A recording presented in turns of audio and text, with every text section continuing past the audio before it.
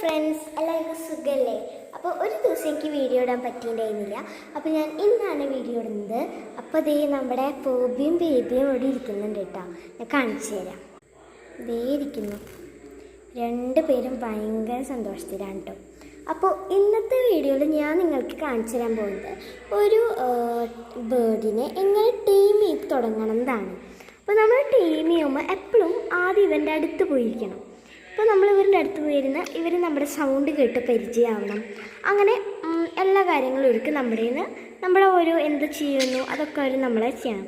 അവർ നമ്മുടെ അടുത്തിരുന്നിട്ട് ഇങ്ങനെ നമ്മൾ നോക്കിയിരിക്കണം. ആണ് നല്ലത്. ഓക്കെ, ഇതാണ് നമ്മുടെ ആദ്യത്തെ സ്റ്റാർട്ടിങ് കേട്ടോ. അപ്പോൾ നിങ്ങളുടെ വീട്ടിൽ ബേർഡ്സ് ഉണ്ടെങ്കിൽ നിങ്ങൾ ഏറ്റവും കൂടുതൽ ചിലവഴിക്കുന്ന സ്ഥലം ഏതാണ്?